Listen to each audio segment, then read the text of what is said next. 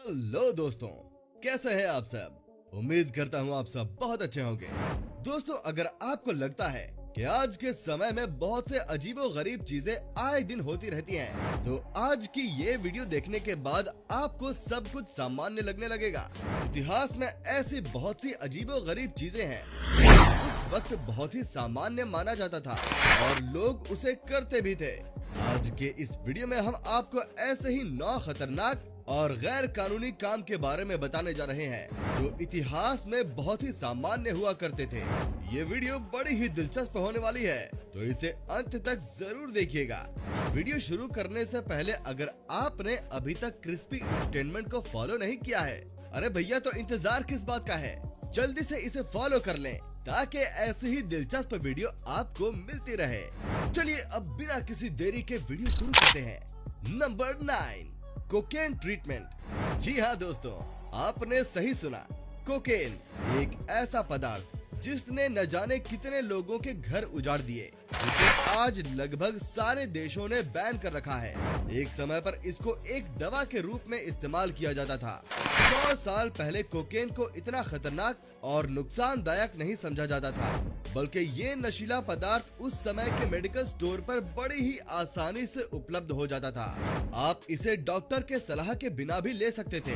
Cocaine को खांसी और दांत दर्द में लिया जाता था। कोकेन एक दर्द निवारक के रूप में बच्चों को भी दिया जाता था और ये बिल्कुल लीगल था।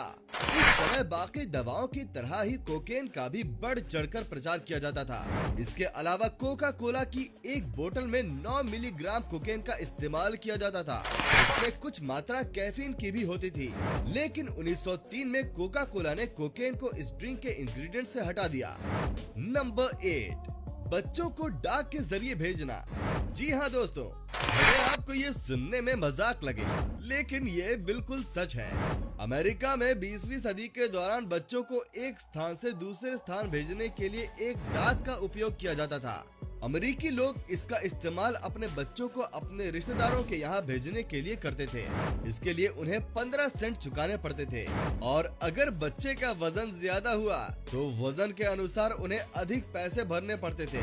बच्चे के कपड़ों पर एक स्टैंप लगा दिया जाता था जिसमें उसकी सारी जानकारी लिखी रहती थी, जिससे कि बच्चे को सही जगह पर भेजा जा सके।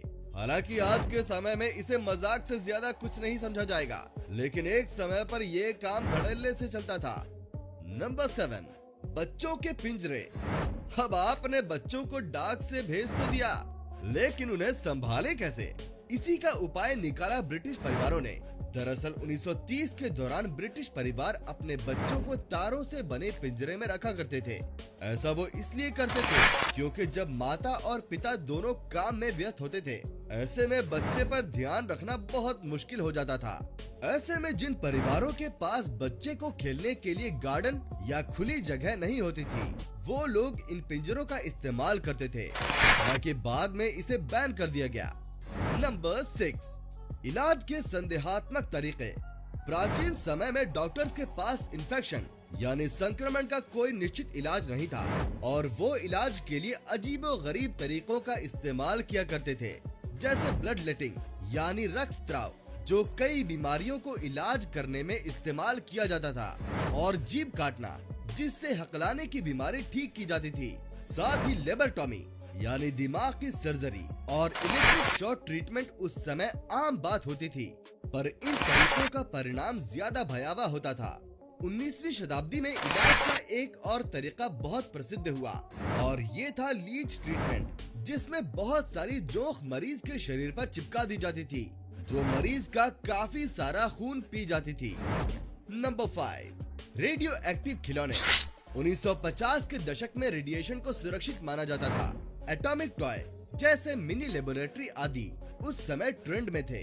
कुछ खिलौने साइंस एक्सपेरिमेंट्स पर आधारित थे, जिसमें असली पोलेनियम और यूरेनियम के कुछ मात्रा का प्रयोग किया जाता था। इसके अलावा हाथ की घड़ियों को डायल को एक ऐसे पेंट से पेंट किया जाता था जो अंधेरे में चमकता था।